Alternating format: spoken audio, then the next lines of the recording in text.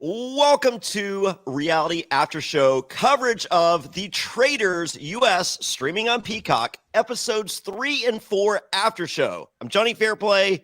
I got, as always, Dan Montchal, Alex Trias, but we have two special guests. And one joined us for episodes 1 and 2. If you haven't seen those, go watch those first. It makes sense to watch episodically. I mean, Michael, I cannot wait to introduce you. But before I do, I got to say this. There is a fan group. I can't remember. I want to say Survivor. And I posted the link to the podcast. And of course, immediately I get this reply. I want to jump to the end and watch backward, but okay, I will try your podcast. And I go, oh, we definitely talk about you on the podcast. So if you're wondering if that asshole exists, yes. Their name is... Yes, it was actually a woman. So, and I didn't know that you could call a woman an asshole, but I learned that on episode 5. Spoilers. Spoilers. No spoilers today. Okay. As joined for episodes 1 and 2, Rachel Reilly, Big Brother royalty. Hello. Hey, I don't know if you're aware. You had the first Big Brother baby, and I care about that. Thank you for caring about that, and I appreciate that you acknowledge that because that's a good fact, right? Yeah. I mean, that not everyone can have the first Big Brother baby. No, I mean, half the cast I don't think has had consensual sex. No, half the cast of Big Brother family has had consensual. Chlamydia is not a flower and gonorrhea is not a country, but that's a different podcast. But let us please introduce the star of episodes 3 and 4, Michael Elizabeth Davidson III. Michael Davidson, how are you? I'm good. How are you, brother? Good. You kind of stole our hearts. You know this, right? Well, I'm sure my mama would love to hear that because she was my mama's actually dead, and I'm sure she was probably like turning over in her grave, like watching those round tables. Like, I mean, it was they were a little much, man. But I love that you eventually get credit. It's just like I feel like the entire castle gets to the resolve that it's just like, this guy's way too sloppy to be the traitor. And I believe it's Kate's just like, no, that's how savvy he is. I was just like, ooh, Kate with the wrong read. Stalker. So I mean, that's a compliment in and of itself, right? Yeah. I'll take it. I'll take that as a compliment. So I got to ask, we're definitely talking episodes 3 and 4. How did you find out about this show? And I mean, because I feel it's no secret why they cast you. I'm casting you on every show coming up. Hey, listen, brother, if you ever start working for Survivor, you remember me. But that's actually how I got picked. I applied for Survivor. I apply every year. I'm the biggest Survivor fan ever. And like a couple years ago, I dodged a bullet majorly because it was like Island of the Idols. I was I did fairly well in the casting process, and then I got cut, and then but through that casting process, I'd met different casting producers and associates and whatever, and so I had to begin following them on social media, and then one of them had tagged a photo with someone else, and that someone else posted the flyer, and then I applied, and then the next day, flipping Meg from Big Brother calls me, and she's like, hey, this is Meg, and she's talking, and I'm like, no, go back. You're who? And she's like, Meg, and I'm like, Big Brother Meg, and she's like, yeah, 'twas a long time ago, but, and I'm like, no, you can't just lead a conversation to a huge fan with I'm Meg. Let's talk about the show I'm applying for in a minute. Let's go back to your freaking Meg. And so it just domino effect, man. It just fell into place, and yeah, that's how it worked out. So you were just a big a fan of Big Brother as you are Survivor, because on the premiere, you're just like, oh my God, it's Sari and Stephanie and let me get, I wish I could get selfies for my Instagram, which we'll plug at the end, I promise. Yeah. I'm a old school fan. So I love Cody. I watched Big Brother, his season, but now I lean more so toward like Rachel and Kaser and Janelle. Like I'm old school. Cody's new school. Yeah, I'm a Chicken George kind of guy. Oh yeah. Yeah. Oh, that's more than old school. And I do not recognize season 1. Is that good? I get. Yeah, There you go. The same Big Brother. Okay, cool. Josh is rolling over in his grave somewhere, I think. Oh, Josh, stop. Okay, so all right. So episode 3, Murder They Wrote, and we start off. The vote is either Bam, Michael, or Brandy, and I'm just like, please don't let it be Michael, or else we really don't need him on the podcast today. Why would it have been me though? Like, why would it have been even like a consideration? Like, I don't know. For them. Because like we later see, like I really feel that it was obviously between Bam and Brandy, and I'm just like, oh well, maybe they have to say 3 names, and then as we learn on the next episode or soon we learn, nope, 2 is enough. We don't have 3 names. So I'm like, okay. So anyway, time for breakfast, and I'm just as I said, you know, if it as I said in my notes, if it is Michael, what does he really add to the podcast today? I'm stealing my own jokes.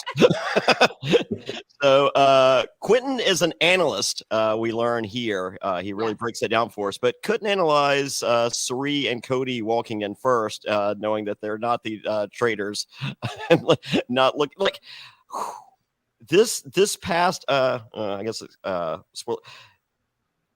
your presentation walking into breakfast is very important. And I feel like some people are slacking in that. Like, I feel like someone like Kate doesn't care. but otherwise, it's like, even if you're not the traitor, act like you're not the traitor. Yes. So I we never picked up on that. Johnny, I think like that was the biggest thing that should have been a tell. Like, Christian, every single time, hey guys, what's up? I'm so happy. Like, bro, Christian never looks to see who it is. No, never. And he's always like high-fiving everyone when he's walking in the room. He's always like, he acts like he knew that he was not going to get murdered. Yeah. Yep. So, yep. Yeah. Come on, guys. Be better. My question with, when they're coming down for breakfast is, especially Rachel, you've done these shows before. Did you ever think, hey, they want that TV moment, so the last few people that are coming in probably aren't the traitors because it doesn't build that suspense? Okay, so at first, that's what I thought, right? But then I was like, but what if, because I second guess myself. This is my problem. I second guess myself. I'm like, but what if they put like the last few people are the traitors because they want the traitors to walk in last so that the traitors, like, and I don't know if it was random, but it never, like, looking back, watching the episodes, like, I don't know if it was random. Like, I don't know if they were just like, because obviously from an episodic like storyline, the last 2 people coming in has to be the people the traitors were talking about, right? Like, duh. Yeah. Like, I don't know why I didn't notice that. Like, of course it's like, that means your butt's on the line if you're like walking into breakfast last. Yes, and you get an applause unless you're some people. But exactly. So, Kate loves breakfast, and Michael, you are the worst faithful ever. I really am. Like, I am. Yes. Kate loves breakfast and judging people. Yes. So shockingly, Michael, you do make it to breakfast, and you promise the viewers that you will make for boring TV for the next episode. Thank you, Michael. That's what we're looking for as viewers. See, the whole reason we liked you the first 2 episodes is because you did stuff. Listen, I couldn't. There was no way I was risking it. I couldn't do stuff because I talked too much the second episode. Like, God, way too much. So I wasn't saying a word the third one. I felt like you were tired. I had to rest up. Yes. Yeah. So, but you know who's not tired? Christian. He won't stop talking, and Cirie needs to start sitting beside him to kick him to tell him to shut up. Yeah, I mean, honestly, I think that she probably had to babysit him the whole time. Because looking back, another tell, right? Why didn't you notice this, Michael? It's he was my only friend. Like he was like he was the only one that would talk strategy with me. So well, it appears as Rachel's your friend. Yeah. Listen, Rachel. Right? Listen, like I don't know if I'm allowed to say this. I don't know. I'm going to say it anyway. But Rachel and Sari and Stephanie, I would have well, I can't go to there because we're only on episodes. I would have been blindly following either of those three. Like either of those three, I would have blindly followed. And they could have told me to jump off a bridge and I would have done it because I was like obsessed. You know what I mean? And so I would have never done anything that would have turned on either one of those three women. And then like Christian and Andy, I was super close with. They don't show a lot of like personal connections in any of the edits. Well, welcome to reality television. I don't know if you've seen the last 12 seasons of Survivor, but yeah. But I think also with Michael, like it's weird because we come in the room. Is this episode 3 or 4? When I come in this is episode 3. So this is it's the bells. Yes. The bells. Okay. Yes. So we see in this episode, we see a little bit of the relationship dynamic with Michael and everyone else. Like, because we see obviously that like people are starting to talk about how annoying other people are getting on their nerves or whatever. So I think it's like, then we also know, like we see where I'm like, I think Quentin also sticks up for Michael in episode 3. Yes. Yeah. So Quentin and I are both like, no, it's just Michael he told us that's how his personality is. And I think that like I think it's hard. Like we don't see a lot of the other reasons why we have personal talks. Didn't you have like a big personal talk with Quentin too, Michael? I did. Yeah. Quentin, I think Quentin's likable. I like him to go. I enjoy him so much. He may not have good reads, but he has the worst reads. He has the worst reads. Well, but to be fair, everyone does at this point. But he sounds like Dave Chappelle saying it, so I think that makes up for his bad reads. Yeah. If you close your eyes, it's Dave Quentin Chappelle. was that he was like consistently like you could never get too deep. Like he was not like an onion where you could like peel layers off. Like he always had like that pomegranate shell where like you knew that there was something underneath, but like you couldn't just get to it, you know? Like he was not like one of those guys that I could like peel back. Like Michael, we could like peel back the layers easily. But like, you know, some people you just like can never get the layers peeled back. Oh, pomegranate is delicious. Look at right, pomegranate is delicious. Wow. Very deep. Talking about yeah. So well, the murder person, it's Bam, and Bam has thrown everyone off the Traitors trail until Christian talks too much about it at breakfast, explaining exactly why that would throw people off the trail. He's hiding in plain sight, Johnny. He is gablering it. He is definitely hiding in plain sight. And I did like that prior to Bam walking in, Kate predicts Bam, and everyone's like, ooh, you predicted Bam. And it's just like, yeah, because Kate doesn't want her friend to go. But Bam was not her friend. Oh, Brandy. Yeah.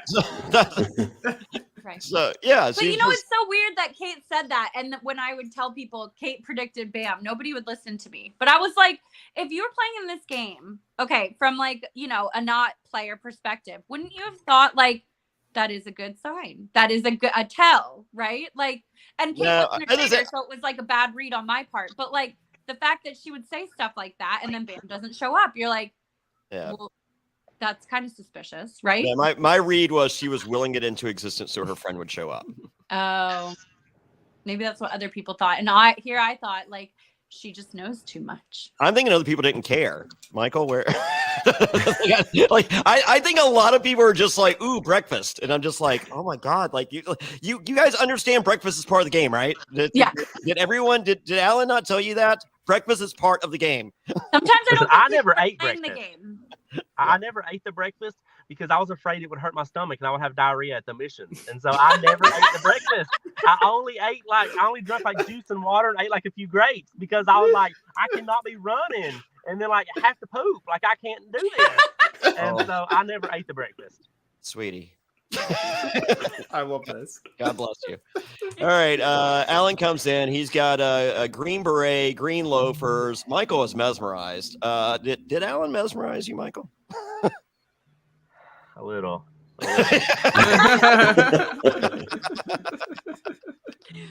We love there was no room for breakfast because all those butterflies in your stomach. Yeah.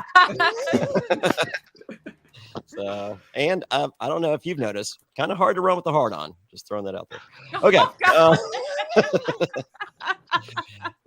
Michael, I don't know if you're aware, but you are Kate and Brandy's target, and we have Rachel defending you. And I'm like, thank goodness. Yeah, I loved that. Thank you, Rachel. You're welcome. I had to go in there with those two, girls and set them straight. Yeah, and they were apparently toxic because Azra and Angelica, who doesn't know how to spell her name, they can't take it. And at this moment, I'm just like, you're right. Azra is hot. Yeah, that sounds right, Johnny. She was very beautiful. Is that not what you guys have in your notes? Well, I had that, and I had she's dying today. Oh yeah. It was at this point that I just learned what her name was. Yes. Literally, right? And I don't think she even had a line up to that point. Yeah. No. She might not have even been featured on the show. Well, her lower third said yoga instructor, and that even makes a lot of... It tracks. Yeah, it does track. It tracks in the visions I have. All right, so Kate is intimidating Christian, and I'm all in. I enjoy Kate intimidating Christian. I don't like when she comes after my friends. We'll get there. But I definitely enjoy her intimidating Christian. So, Michael, not so much you. Christian, all day, please. Yeah. So, I had a question for you guys. Is it cold where you guys are filming? Because it seems a little chilly based on outfits. In Scotland? Yeah. We talked about this yesterday. It's freezing. Freezing. Okay. Freezing. Like literally, we could not get enough blankets and fireplaces going. It's freezing. Were you freezing, Michael? I was freezing the whole time. I'm a little overweight, so I got some extra layers on me naturally, and so I wasn't as cold. But now, on the days that we had to go outside, it was a little bit, But now, that seems like every day, Michael. I don't know what missions you're doing, but I think we went outside every day, right? I think so. Yeah. Just on the days you went outside, yeah. April, just those days, every day. But the castle's really cold too. Inside the castle's really cold. Yeah. You know what that AC bill would be if it wasn't? Well, that's true. It's because they had to put new floors in. Yes. Right. The walls are not the same. They right. are not. They are no. not. Reza. Where's Reza? Where's Reza? Yes. So this mission is you get $25,000 for making sweet music. There's 2 groups, 7 makers, 10 ears, 5 minutes each round, and you have to find the music box that matches the bells, and then find that item in the house. Fergus is watching, so this is real. And did you make a Fergus shirt yet? I have not made the Fergus shirt yet. Okay. I don't know what to put. Fergus is watching. Is that a good shirt? I mean, maybe. Or tell me what to do, Fergus. Or where's Fergus? Maybe that would be a good one. Where's Fergus? Where's Fergus? Okay, we'll get there. All right. So Shelby plays the flute and piccolo. And I don't know if you guys know this. This one time at band camp. We did. That was almost too easy of a joke, and nobody picked up on it. I know. Yes. That's where she found her husband. That's right. She did find her former husband. I don't know. Yeah. So, but Rachel, we understand that you're really good at music. Apparently, I'm really good at music. I feel that Rachel explains to us that she's really good at a lot of things. I do. And that is Rachel's go-to. My godfather was like, you need to take your ego down 10 paces. And I was like, what do you mean? He's like, your ego is out of control. I love it. I think you're fun. That's needed. Yeah. It's very needed for reality TV. Yeah. Yeah. So no, I feel I haven't watched Below Deck, but I feel that Kate is one of the larger personalities, and she's not used to other larger personalities. I would agree with that. Yeah. And I think that Brandy is medicated properly to adjust to whatever Kate's on. Just Grey just Goose. the They best. found like bottles of Grey Goose all over the castle. I don't know where they were, but you know. So yeah, yeah. So I love you guys playing the bells, and Alan is like, that is a very interesting interpretation. I just love his comments throughout it all. It's like, oh, this is my favorite one. I know. And then you get to Rockabye Baby's like, I have no clue what they are playing. Yes. Ryan Lochte is contributing, allegedly. Yes, He loves the ding. Yeah. Yes, he informs us that. I think he was informing himself. But that's a recurring theme. So I believe the first one is the owl, and that owl has been staring at Cerie since day one. That is so funny that certain people have certain objects that have bothered them in the castle, and then the owl being the one that's frightened at Cerie to no end. I mean, it tracks. It tracks. If we go all the way back to her first season, she was scared of leaves. Yeah, So, anything outdoors. yeah. That's true. Owls. Yes. Kate says this has turned from fun and a mission to creepy and chaotic, especially with the multiple music boxes going at once. Ballet slippers are the next one, and Brandy says, "Run, Kate," and Kate says, "No, you run." Kate doing her best Wednesday Addams impression here, and I'm for it. It's just like, no, but if you run and show it, yeah, I understand how this works. That's you, not me. Rachel, you have now taken over the music, and as a result, Cody cannot wait to murder you. I know. It's like he's so mad because he gets so mad when I'm good at competitions. I'm telling you, it's like it happened on Fear Factor too. He was so mad when I would be good at beating him. Well, you're good at a lot of things, as we learned through your confessionals. Yes. Michael, you pick up the hat box. It means By nothing to accident. you, but you pick it up. It's like, I have Listen, no I clue was what lost. song this I is. didn't know one of them. I didn't know one of those. Like, I was just running along and pretending like I knew what I was doing. I was like, oh, yeah, I know that one. I didn't have the first clue. Thank God it was a group effort, brother, because I did not know a single one. And, like, I was just randomly picking up boxes, and it just so happened I picked up the right box. I didn't know a one, though. Well, the next one was my favorite. It is everyone's favorite Christmas song, "Ode to Joy" from Die Hard, and so that's good. So we're at 20K, and Cerie explains that 20K is waiting for Mama to take it home. I'm like, I am for that. No ill will towards either one of you at this point. I'm just saying, I'm looking out for my friends as well. I'm allowed to root for multiple people. Okay. Okay. All right. So this challenge, I have to say, the standouts are Cerie, Brandy, and Kate, and then of course our orchestra instructor, Rachel. Okay. I was like, when my standout? I was the standout. What are you talking about? Yeah. You were the orchestral instructor. Yeah, she had to do two. Yeah. She did Kyle's for him. Or Summer House. I'm sorry, Summer House. Yes, Summer House. You know what? I'm liking Summer House a little more. I was I thinking do you like would. him. Yeah, he's fun. Yeah. So you guys banked 25K. Bye, Fergus. And at this point, Rachel doesn't want to toot her own horn, but doing her best Arn Anderson of the Four Horsemen impression. Toot, toot. Never thought I would compare Arn Anderson, the enforcer, to Rachel Reilly, but Right. here we are. I don't know that reference, so Yeah. I'm not sure. Is it a Yeah, good so, reference? so there was a wrestling group called the Four Horsemen, led by Ric Flair. And Ric Flair is great. And he had these other guys. Arn Anderson was the enforcer. And Arn Anderson did a promo and goes, "Now, I didn't come out here to toot my own horn, but toot, toot." And I was like, look at you, Arn. Toot, toot. I think he has a t-shirt too. We'll get there, Rachel. Don't worry. Yeah. There's your Rachel shirt. Rachel, toot, toot. Toot, toot. That's a good one. All right. Let's see. You single-handedly won the challenge. Thank you.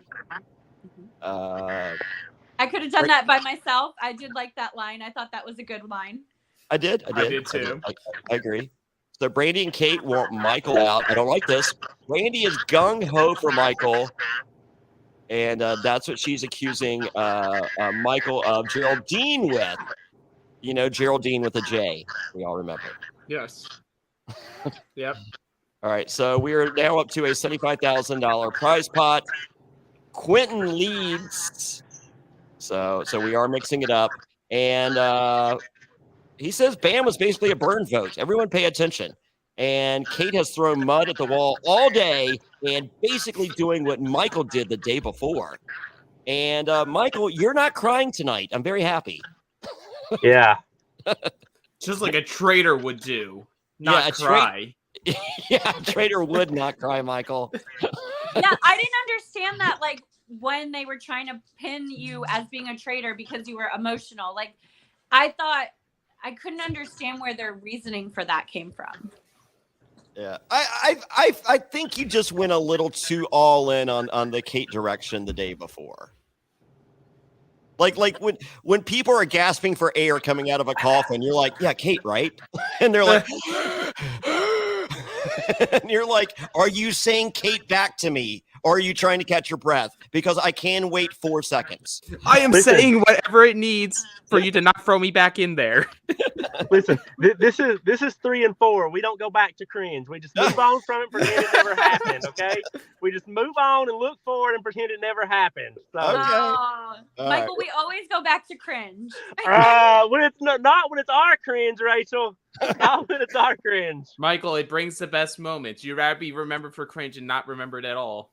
Yeah, True. You could be Azra or whatever her name is, or the hairdresser that doesn't know how to spell her own name. I mean, there's that. All right, Brandy swears on her children that she's not the traitor. I'm like, ooh, yikes. Yeah, so Brandy's the vote.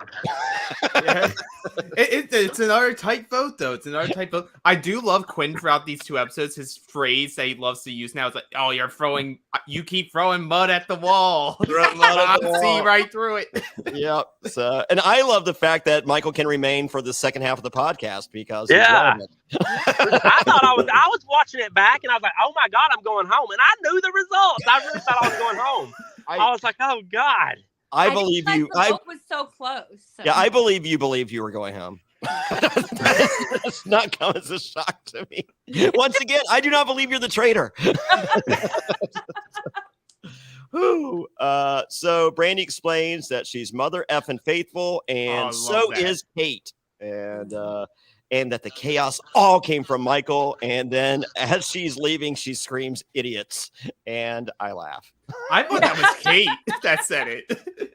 I think it was Brandy. It was Brandy. Okay. Yeah, there you go. Like down the hallway, she's like probably ripping off her microphone. Yeah. And then she's like, "Okay, I can go now, right? Right. Yeah, we're good." And do I get paid the same as the winner? Is really what I really need to know right now. Do I get my alcohol back? Yes, and can I please have my Grey Goose from my room? And I may have left a bottle in Kate's room. I need to get that as well.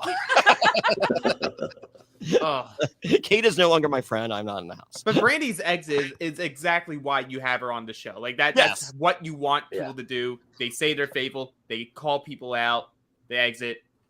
Call you all idiots. Yes, call you all idiots. Which so far she's correct. So Kate is loyal to no one. Amanda is pissed. And Kate drops a note as it falls out of her skirt. I don't know exactly what pocket she was holding it in, but but she drops a note leaving the round table. Stephanie finds it, tells Sari. That's how the episode ends. Holy moly! Whew. Holy moly! Steph was treating it like it was an idol. She's like, "Oh, before anyone else finds it." Yes, and it's so mine. true. She did grab, And I was like, how did she notice that? It was on the chair. But it was like an idol for her. Like, she literally pulled a Survivor moment in that minute. And she did that on Snake in the Grass, too. Whenever there would be a clue, she would like, zoop, and then like, you would not even know what's going on. And Stephanie has like the clue already hidden. So, I mean, that's like her MO, right? I thought it was a perfect representation because, yes, you know, Stephanie grabs it like it's an idol. And just as if it's Survivor, if you're going to tell one person on the cast, of course it's going to be Suri. Yep. Yep. Was anyone caught smelling the letter? All right. See, No, that's again why I was not. Creepy uncle. Doesn't matter what time of day, the same jokes apply. Another reminder why I wasn't cast on this one. Rachel, I'll start keeping a tally over here for you of how many we get to. We're at Creepy uncle. we're at 3. I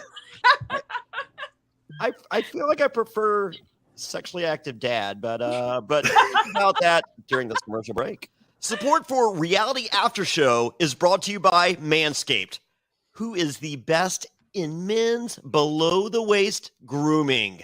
Their products are precision-engineered tools for your family jewels. Manscaped's Performance Package, the ultimate men's hygiene bundle. Join over 6 million men worldwide who trust Manscaped with this exclusive offer for you. That's right, 20% off and free worldwide shipping with the code SURVIVOR at manscaped.com. If my math's correct, that's about 12 million balls. The Performance Package 4.0 has arrived, and oh man, is it a game changer. Inside this package, you'll find their Lawnmower 4.0 trimmer, Weed Whacker, ear and nose hair trimmer, Crop Preserver ball deodorant, Crop Reviver toner, Performance boxer briefs, and a travel bag to hold your goodies. First off, the Lawnmower 4.0, this trimmer is the future of grooming, and dare I say, the greatest ball trimmer ever. Their 4th generation trimmer features a cutting-edge ceramic blade to help reduce grooming accidents thanks to their advanced skin-safe technology. The Lawnmower 4.0 is waterproof and has a 4000K LED spotlight that you need for a more precise shave. Now, I have a dark shower curtain in my bathroom, and I've been looking for the perfect way to shave in the dark, kinda. Guess what? I found it. 4000K LED.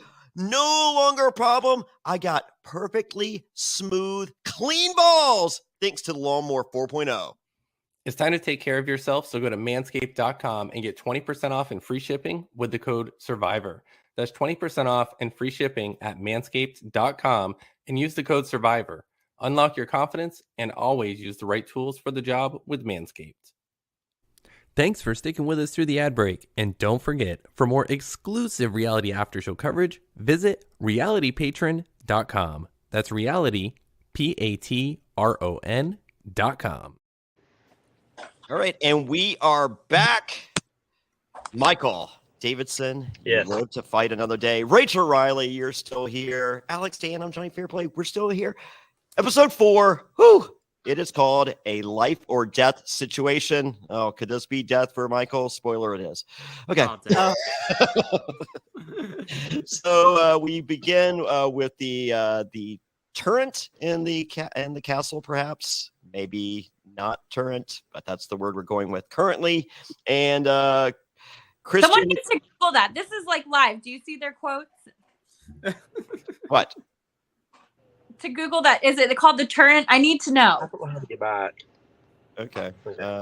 Yeah. Someone in the chat look and see if Someone it's in the chat. Look up. turret is with the round thing in the Yep. castle. Yep. It's turret. The turret. Okay. Okay. All right. We hear it once. It's not referenced again. And so in the turret, Christian refers to everyone as the Dream Team, and he is the only one to refer to them as the Dream Team because I feel that Suri has a layer of disgust that washes over her when he says it. He's like, well, minus you, perhaps. Yeah, it's beginning of the episode, end of the episode. He just constantly is just like trying to reaffirm like Dream Team. And Yes. it's like, oh shit.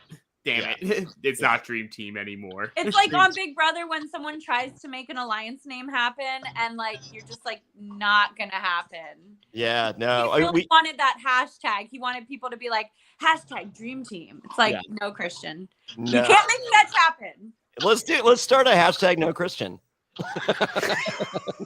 Okay, everyone, you heard it. I love it. I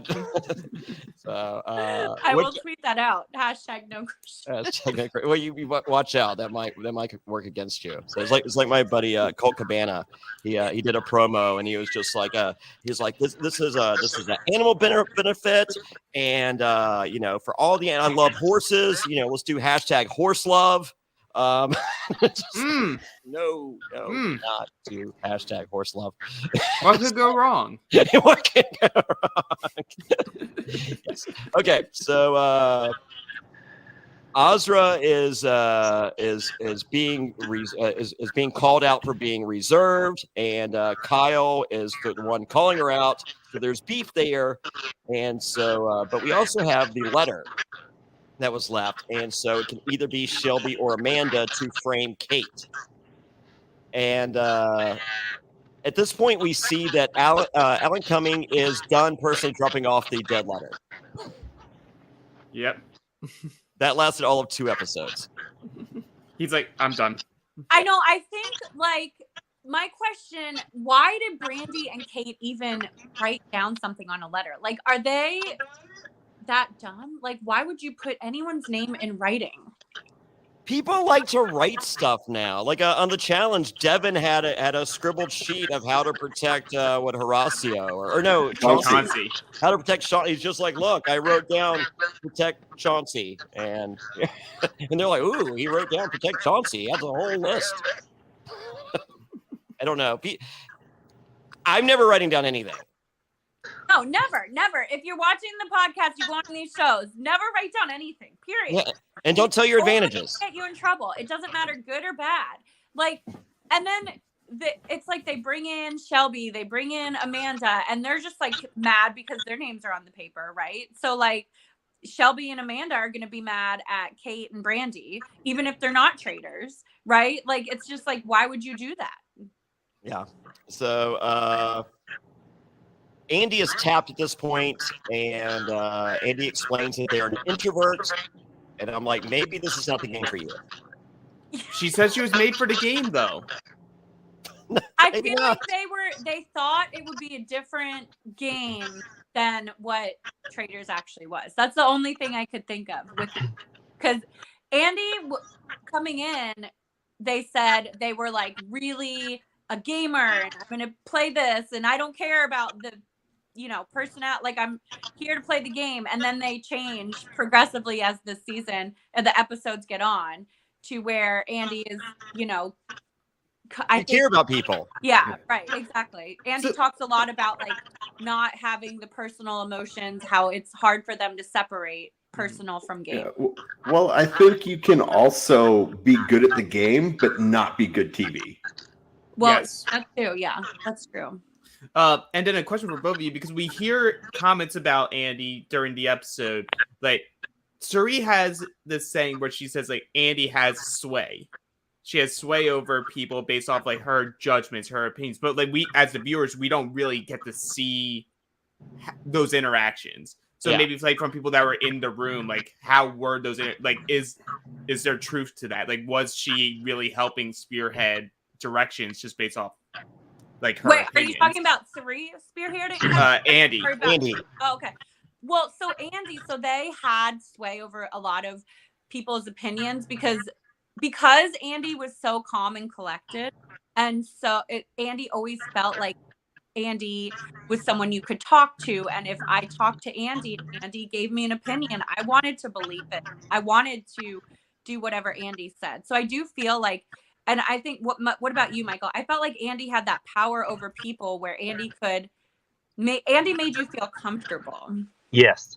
I will say that Andy could have told me anything about them and I would have believed what they were saying. Yeah. Now, as far as the swaying, if they were to came to me and been like, this person, I'm like, no, I will believe you and I will sucker into the palm of your hand because you are just that calming presence for me. But you ain't convinced me about all these other people. So it's really kind of, okay. But now I love them. Like, such a calming presence. Like, y'all didn't see the train ride in episode 1.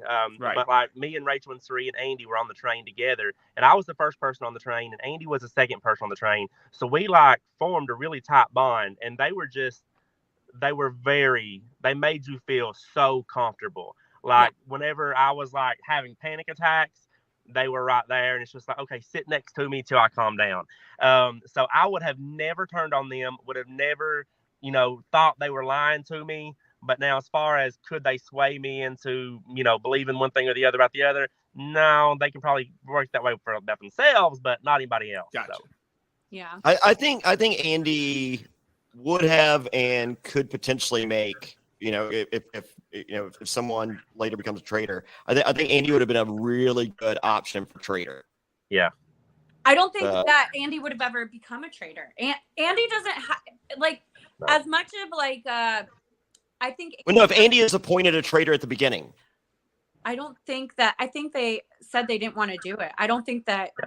Yeah, I don't think that they ever said they wanted to do it. I don't think Andy wanted to be a traitor.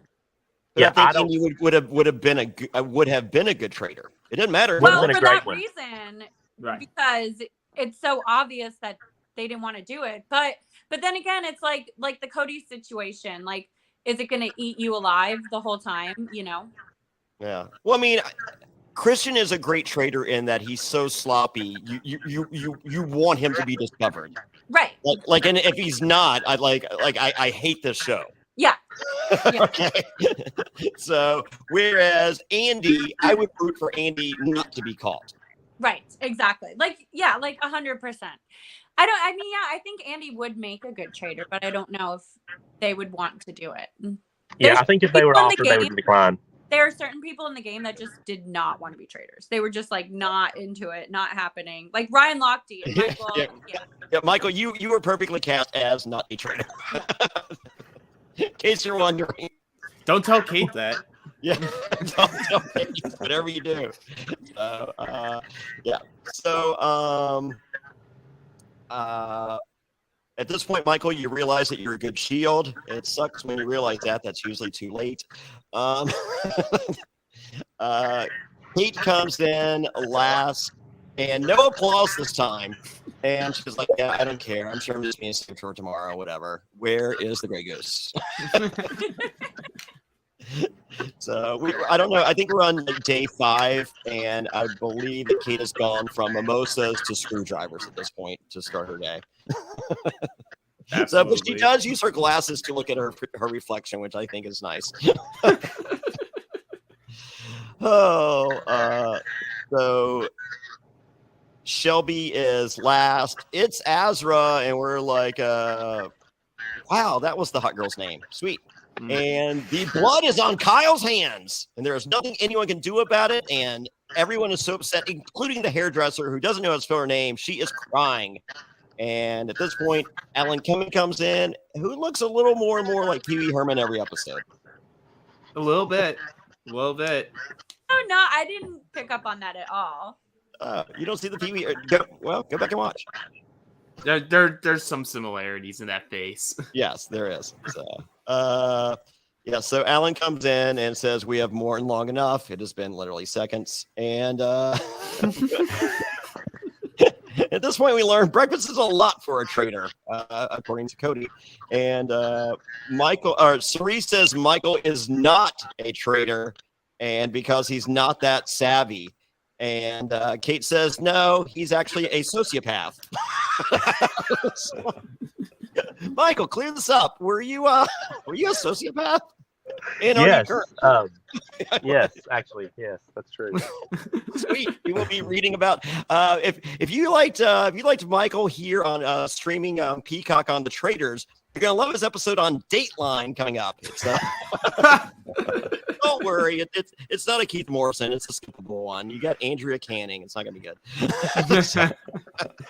Well, Rachel, I had a question for you. So we see as it's going on that Cody's really starting to crack, and you said from the beginning, I know he's a traitor. Could you see him starting to crack and it really starting to wear on him as it's that obvious on screen?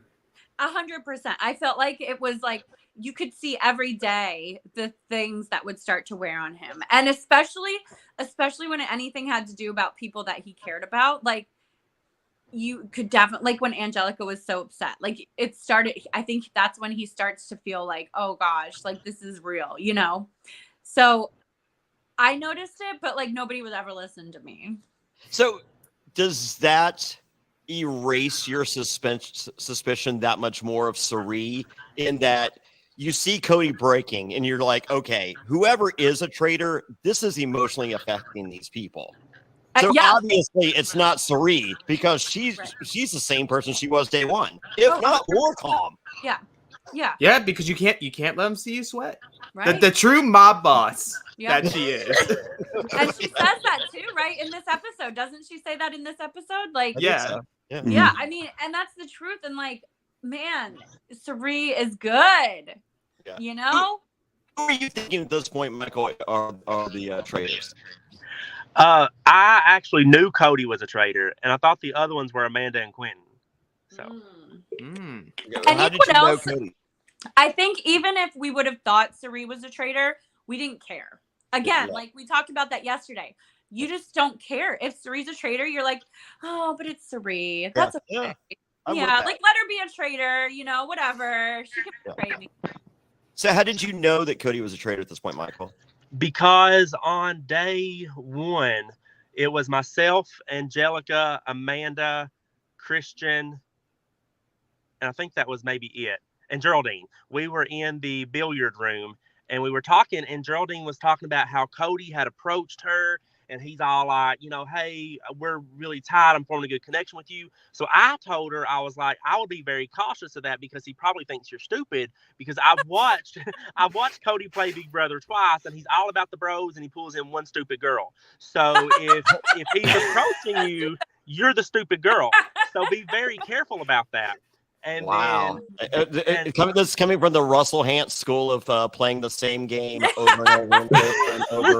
Well, except Cody got a win at least. We ain't talking about my cringe. Like, but yeah, so we was talking about it, and then Christian says, so what's your relationship with Cody? And I say, I don't know. I guess I'm not bro enough. Cody won't really speak to me. I don't know. I've tried to talk to him, and he's not the least bit interested in talking to me. And so we left that room and went straight into sequester for the murder. The very next morning, Cody sits down next to me at breakfast, and he says, hey, I know we've not really talked. You know, I don't want you to think that we're not bro. And I'm like, which one of you all told him? Because you guys have not had time to do this. And I was confident that it was Amanda.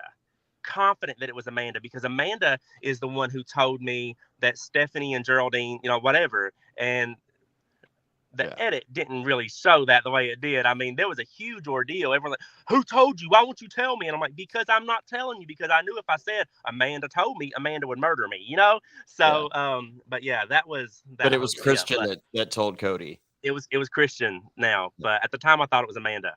So. Wow. That's all. Way to go. Look at you. I mean, it would make sense why Amanda couldn't sniff out those traitors. Yeah. Oh, yeah. If she was one. Letting people die on the operating table in the ER. Yeah. I'm pretty sure it's blunt force trauma. No, someone cut off their toe. What are you talking about? No, blunt force trauma. I'm positive. Okay. Yes. So Cirie and Stephanie are showing Kate's notes to everyone, and Kyle explains to us at home, the viewers, Summer House for those of you scoring at home, that this is a clue.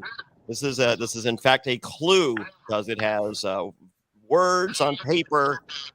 It was left at the scene with a clue. He does not know what it means in any way, but it is a clue. I was going to say this circles back to Alex's theory yesterday of Scooby-Doo. Yeah. Yeah, it's very much Scooby-Doo. Scooby-Doo douchebag. Scooby-Dooby douchebag. So is he Fred? No, he's Scooby-Dooby douchebag. Okay. He says he's not just a douchebag. He's Scooby-Dooby douchebag.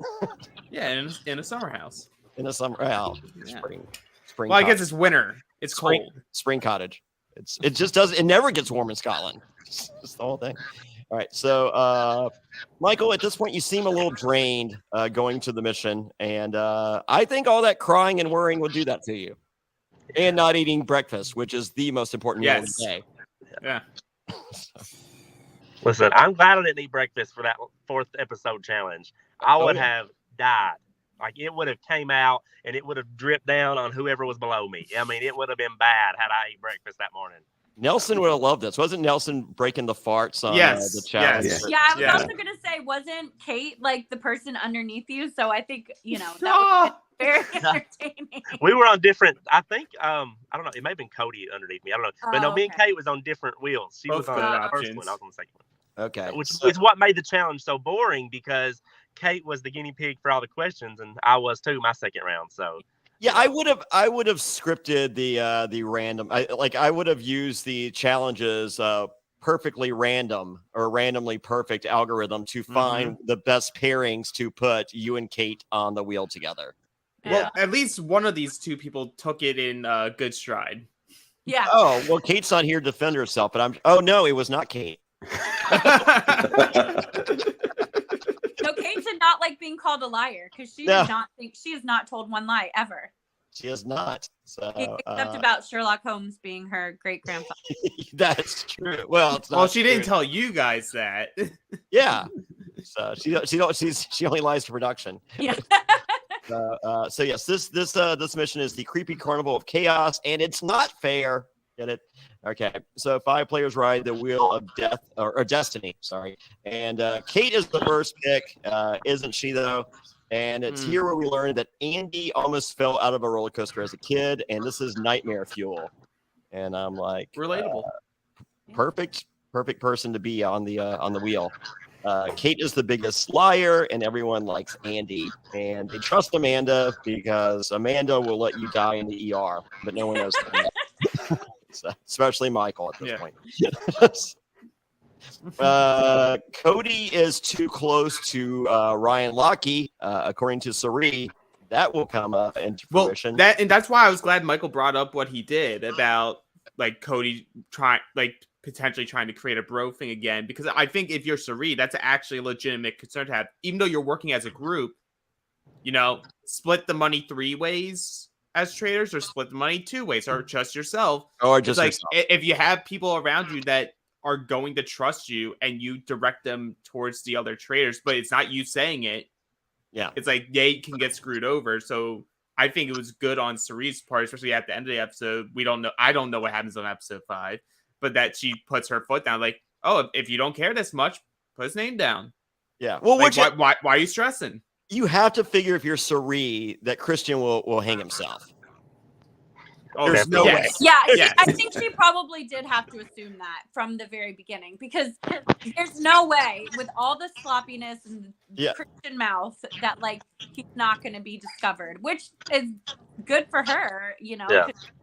Well, it is indeed the dream team for Sari. Yes, it's the dream team. I told Sari out there. I called her.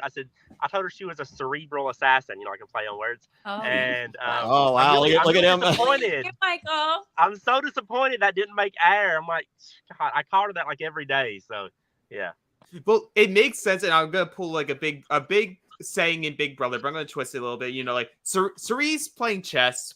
Yeah. You got Cody playing checkers here, and you have Christian playing with the box. Thinking he's playing the actual game. I thought he was playing with himself. Well, also that. Yes. Let's see. Most two-faced. That's you, Michael. You're also everything else bad, but don't worry. You have a wedgie. Yeah, you are Rage Comet. But your ability to absorb these hateful things and keep all your parts aligned and not throw up. You took the total of the day of 19,900 out of the 22,000 available, and way to go. Yeah, very good job. Yes. Team player. Yes. Team player, and Me you get nothing for it. That was a team player move, Michael. That was very, very epic of you. So it was so team playery of you that Rachel asked you in the sweet ride, "Are you a traitor?" And you say, "No." Yeah.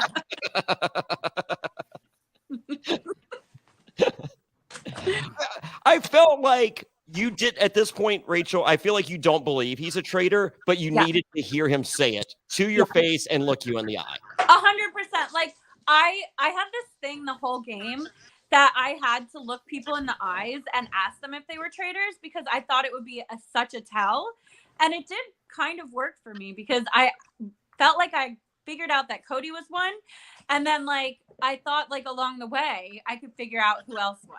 But yeah, I needed Michael at that point to tell me because I was like, okay, if he's really not a traitor, he'll look me in the eye and tell me he's not a traitor, and then I can like go into this and start sticking up for him to try to get Kate out because I think at that time I wanted Kate out, right? So. Yeah, you're working your way there. You write down Michael. Don't worry. And so, Michael, we do see you have a conversation with. I think one of them is Kyle, where you're like, if it's going to be me tonight, like, can you just let me know so I can enjoy my day? What do you think caused him to more so lean towards you over Kate? Because he knew those were going to be the two options. Because him and Kate are Bravo stars. But no, I never had Kyle's vote. I never had Kyle's vote, never had Kate's vote, never had Shelby, never had Angelica. My only hope was the other people.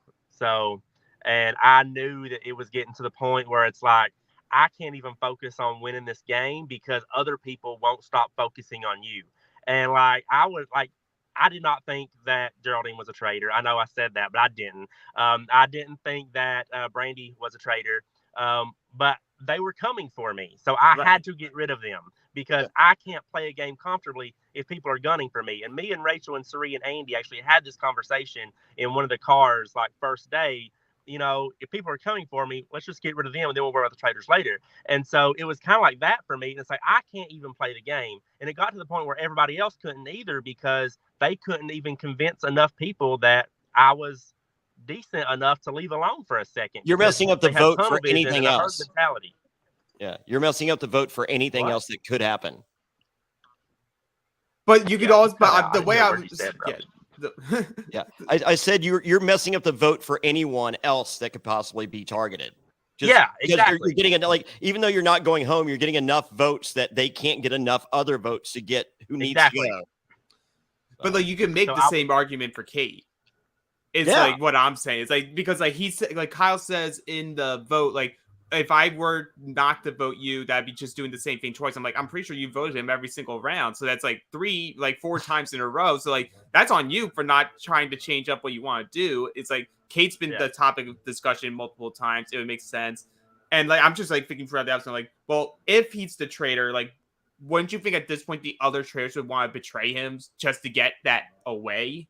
Because if he's there and they're seeing you as volatile or like emotional or like just constantly a target, don't they think eventually the stink will be put on to the other two traitors if you continue to survive? Think, but listen, nobody was like, when I say nobody, like very few people were there to play. Like I actually saw Rachel do a podcast not too long ago, and she was talking about like Big Brother players these days. Nobody goes against the group. They just go with the flow because it's the cool thing.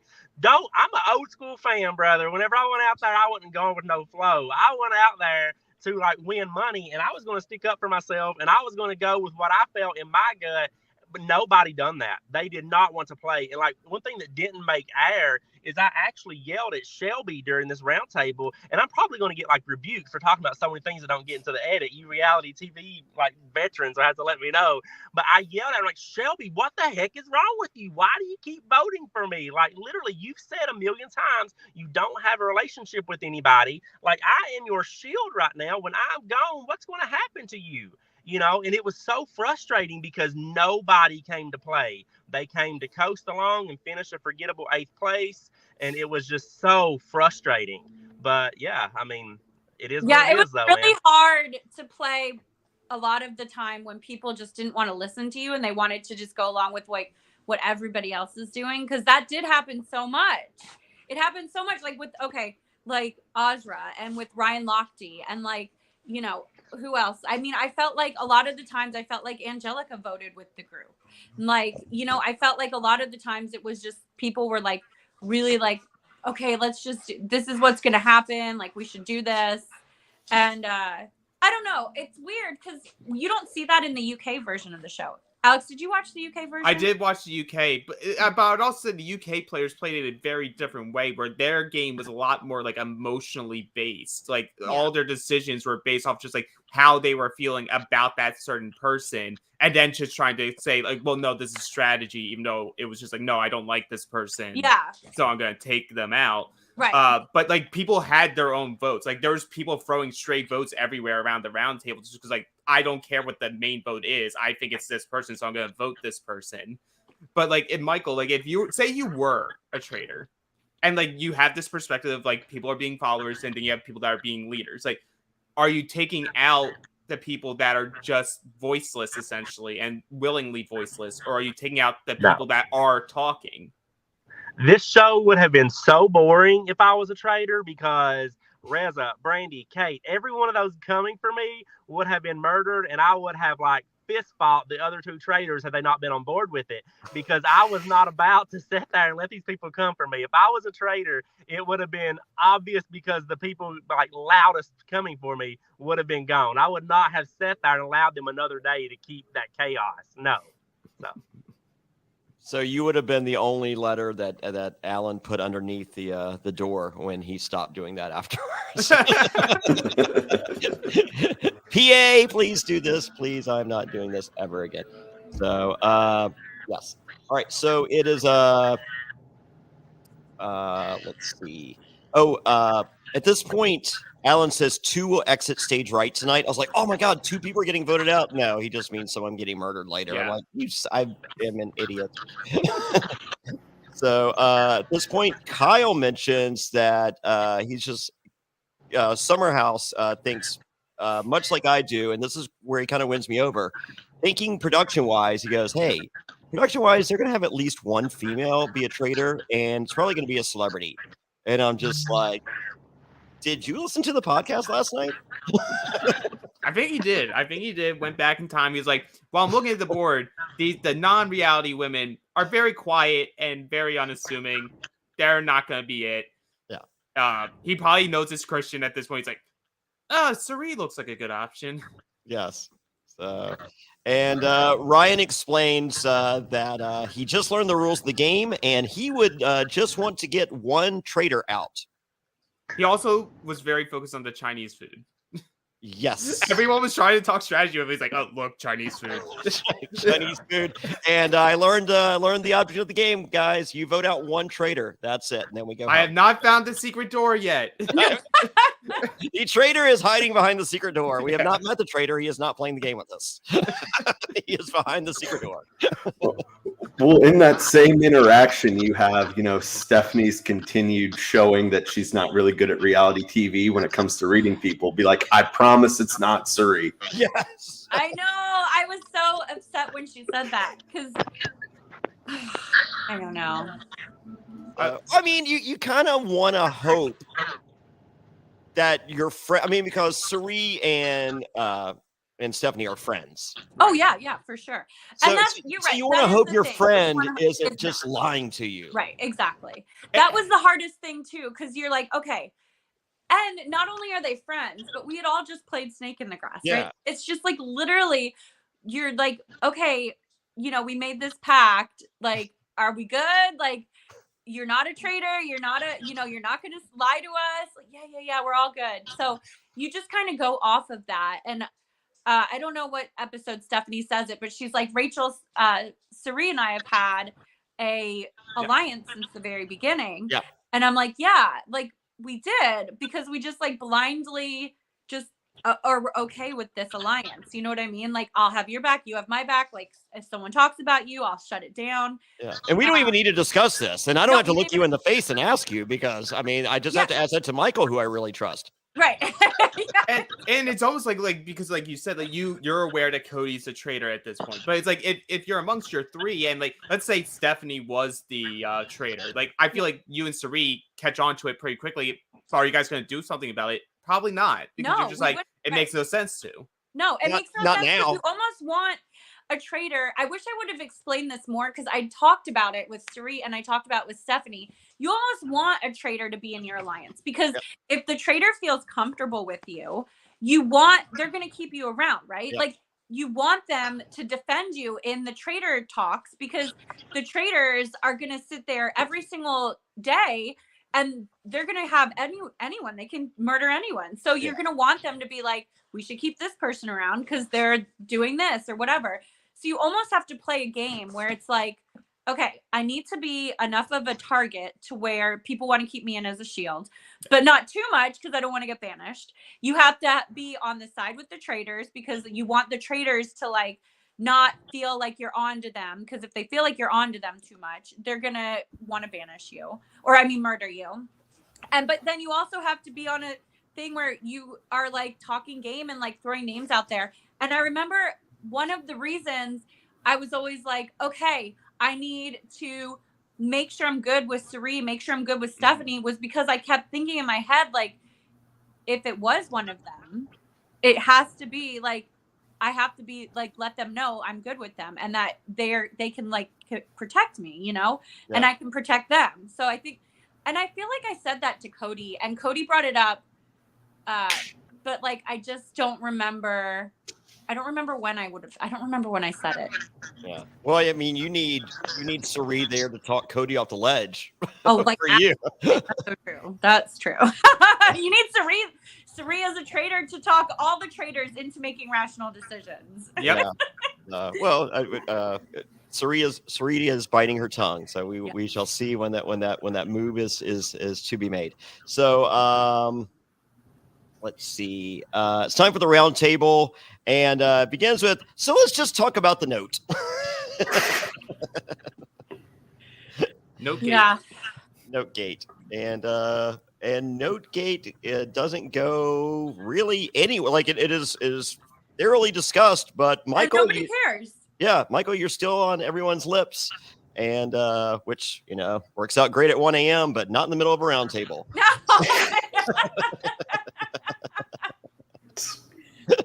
Michael's Tom out for creepy uncle jokes. Oh, stop. All right. So, Rachel begins the voting with, I'm sorry, Michael.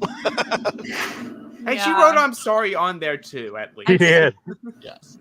So, yes. So, and I did feel so bad because I didn't want to vote out Michael. And it was just like, what are you supposed to do? At that point, he's going home, and like, I would have voted me out. Like, I mean, if I was another player, I would have voted me out, because I mean, their logic was, guys, like, let him go or make him go, and nobody was letting me go, so get me out of there so they can play.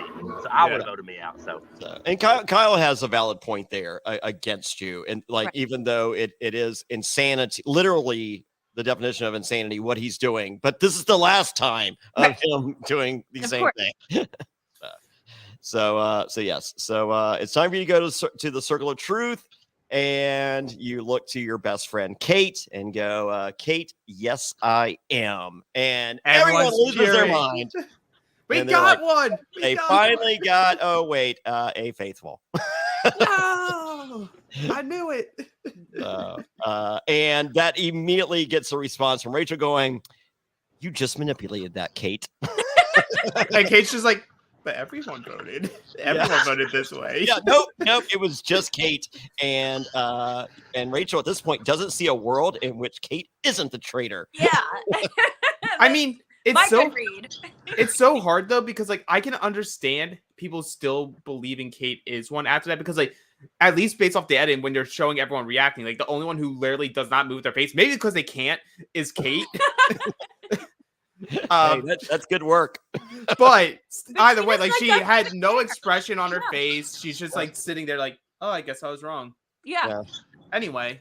Yeah, I don't think Kate cares. She didn't care. She Like, didn't I mean, care. like, That's not like doesn't, like, it's just like, it was Michael. Like, I just don't think Kate cares. Like, Kate's just like, yeah, this show is kind of stupid. Or like, I will keep doing it. Yeah, she's like I want to win, kind of like, because the money is different. The money's different, right? Okay, yes, I want to win. And I'm surrounded by idiots. They all have bad reads. So and here we are. Yeah. So yeah, but I like some people feel a great player can separate emotion And like a young Jonny Fairplay could do that. 30-year-old Jonny Fairplay could do that. 48-year-old Jonny Fairplay with a 5-year-old and a 14-year-old. I'm just like, I cry during commercials now. But a 30-year-old Jonny Fairplay is on the same level as Kate. I'm just like, look, man, the Survivor was a game of 16 strangers. I don't know you people. Like, you're the difference between me and $1 million. Sorry, like, I'll buy you drinks when this is over. I'm sure you'll be my friend if I got the tab. Yeah. Right. So, but it's different when you get older or you don't have that separation button, and it's Kate has that separate. Good on her, but that is a very valuable trait that could come back to haunt her. I don't know. So, but it's something special in the world of reality television to be able to do that. So, and some would describe that as a sociopath, Michael. So, Kyle feels bad. Does that make you feel good? Absolutely. Oh, tell him you need a summer house. You'll know what it means. Or a winter house. Yeah. But just in case you were wondering, Kyle was deflecting off Kate, and Quentin wants everyone to know it. And Kate and Kyle are definitely the traitors. It is no one else. There's actually only two. So that's why I love his delivery. I love how he thinks things through. Like he may be wrong, but I love based off logic that you can only take so much from. It makes sense when he's talking about it. Yeah. And his delivery is great, as Michael says, just like, look, this guy's well spoken, and he's so confident. Which is I think that was a big thing that keyed in these two episodes for me was for the new players. Like, Michael, you stand out. You're a character. You're yourself. You're allowing yourself to be yourself and not being reserved. And you have Quinn, who I feel truly is what Andy tried to claim in the first episode. Andy said, oh, I don't care. They're just people. I think Quinn legitimately is there. They're just these are just people. I'm going to speak how I'm going to speak to anyone else. It's this person's it. This person's it. And I have not figured out the third yet. Yes, because there's only two, I'm pretty sure. There are only two. That is the twist. There are only two. And it is time for the traitors to chat in the turret. And Christian is waiting to hear what Cody and Cerise say, as always. Yeah, Dream Team. Oh, Dream Team. So, and they admit that Michael, you struggling was tough. And it's more like no one else has gotten love like this after being murdered. True. I don't even think they said Riz's name again. Good. Wait. I don't know if you're aware of this, but you guys were fighting the first mission. But, very, very loudly. I can't talk about what didn't make edit anymore, okay? I'm gonna get the worst email after this. So, but yes, we were. We were. Okay. I feel like we saw that. Yeah. So, and I feel Kate did too, and told everyone in the house. But I think Cerise uses this moment where Cody's the one trying to he's showing emotion over it, and she's like, "Let me see if I can prod this a little more." I think she literally it was she's the shark, and that was the first drop of blood that Cody has dropped in this game, and she's like, "Okay, I'm gonna hit him while he's down." This is one of the first drops of blood we've seen in Cody in reality television. Very flawless overall, and Cerise was ready for a drop of blood. Mm-hmm. And I'm ready for a drop of blood. Yeah, because it's perfect because you have them pitch Kyle, and they're like, well, Kyle and Lochte are both the same person. But it's the difference. There's no difference between Kyle and Ryan. No, well, there's a big difference in who you choose though, because they're both working together potentially with Cody, but I think from Cerise's perspective, and it makes sense. One, you're hurting Cody, but two, if you're removing one of those two, Lochte's never going to be a banishment. He's never going to. So you have to be capable of murdering him. And if you aren't, as Lochte doesn't even know what traitor means. Right. So there's no way he's the traitor. Well, and that was the thing too. Everybody in the game, we all said Lochte is a faithful. We just never even questioned it. Done deal. Yeah. Yeah. He's still thinking about the Chinese food. Yeah. Yeah. He's like, I hope they come back. He gets murdered. He goes, "Can I go down and finish the Chinese?" or if he gets murdered. They're like, we threw it out. Like, oh, which dumpster? Yeah. I'm just asking the questions here. Yeah. Are there any Grey Goose bottles in that dumpster? There's rumor and innuendo. There may be some Grey Goose bottles in there. So yes. So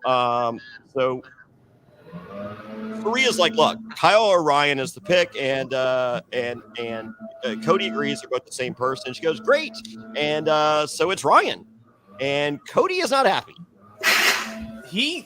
As soon as he hits adversity, we've seen it on Big Brother, we see it here. And like we said last night, especially when it's typically a very strong, confident woman who's not going to back down, he immediately goes straight into, no, you're accusing. These are accusations. Like, this isn't you bringing it up. Like, he goes in total defense mode, which if you're Suri, you're like, bingo. Yeah. Checkmate. Yeah, he's like, oh, I have no problem writing his name down. And then I would just be like, cool, do it. I'll watch you do it. Yeah. Yeah.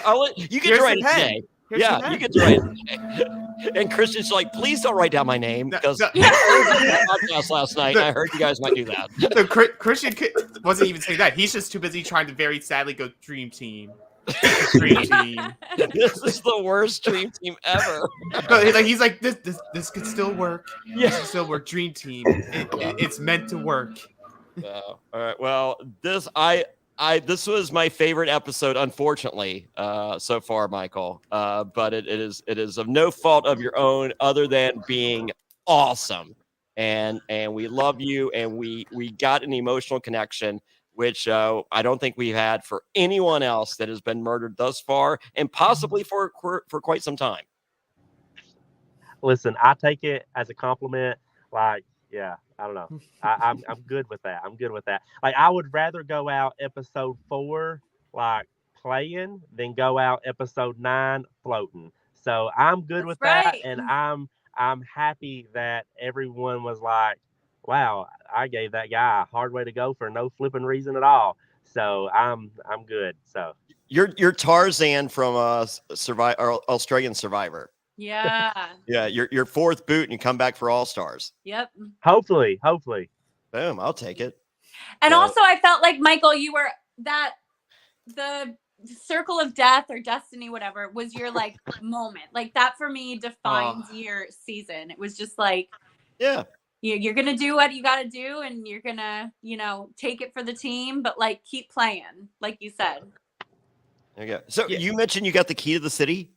I did. I got, like, I'm from a very small town, like the world's smallest town. Actually, funny story. Let me tell you how small it is. It was ranked the 6th poorest county in the entire nation by the last census poll. Like, so you're making fun of the other 5? Is that what you're doing? Is this your platform to do that?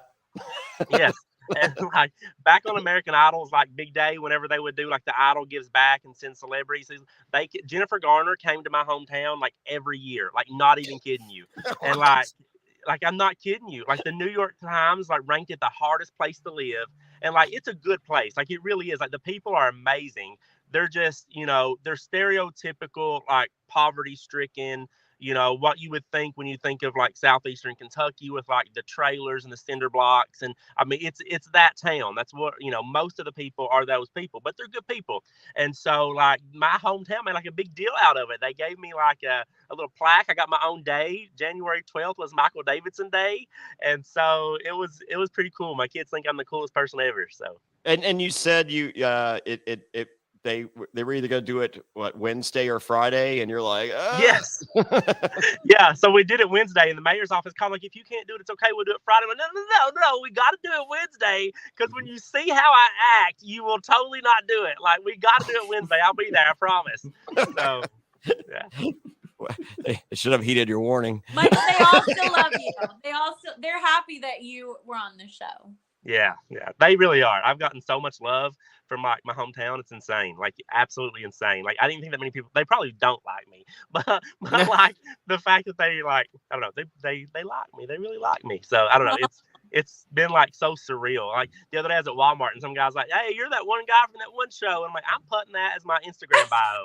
Like I'm putting that as my Instagram bio. So you've already been recognized more than Jesse from season 43 of Survivor. So. Hi, Jesse.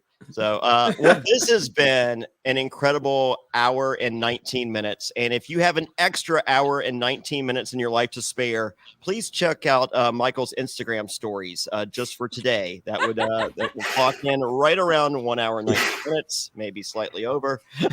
Michael, where can everybody find you on social media? I'm only on Instagram. I deleted my Facebook, and I had Twitter, but I don't know how to use it, and people are being really mean. I'm not a mean person, so I deleted the app. So I've only got Instagram, and I wish I should have changed my name. It's at Michael Davidson _. Yep, So. that's it. Very easy, at Michael Davidson _after Davidson. Super easy to find. Michael hit me up, and after I blocked you, 3 times? Did you block me? No, I didn't. Better not have. I followed you back. No, Michael, you're incredible. I'm so glad the show is not the same without you. Good. I am so happy that you're a part of it, and even happier that you joined us today. Thank you. I'm happy to be a part of it, and I'm still hoping I get my selfie with Sari. Yeah. So. Good luck. I feel like that ship has sailed. Oh no. Sari loves Michael. You guys talk all the time, right?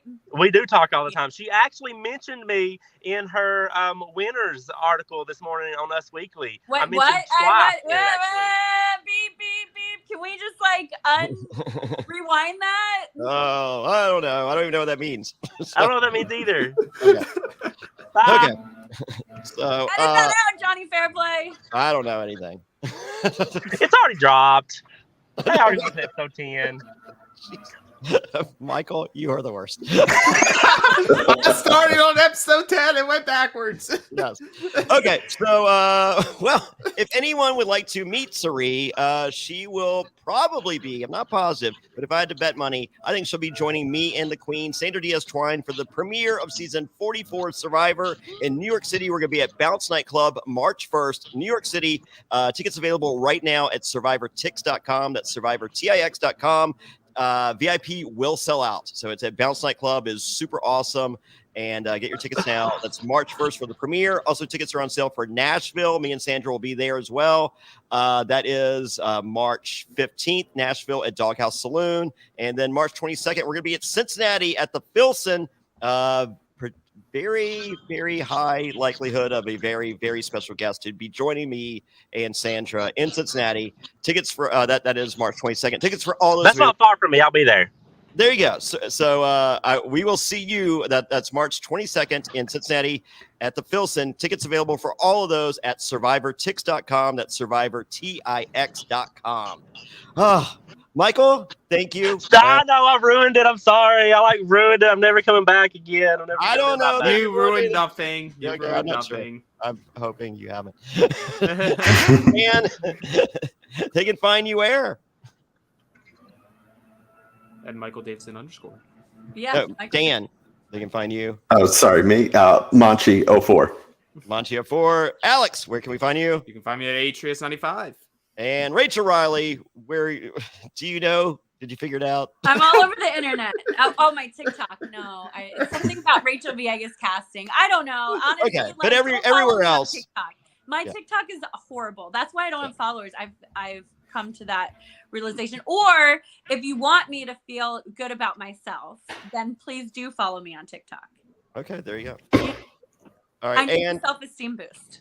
Yes. And I'm at Jonny Fairplay on everything. Remember, the best way to support the podcast, become a patron. Go to realitypatron.com. We have coverage of Australian Survivor, Heroes versus Villains coming up at the end of January. We will have links to the episodes and the after show. So become a patron there. And we are doing episodes 5 and 6 based on Rachel's schedule. Okay. So we'll put an alert out there. If you press the subscribe button on YouTube, you will get an alert when the next episode is. So be ready. It's and 7 and soon. 8, 9 and 10.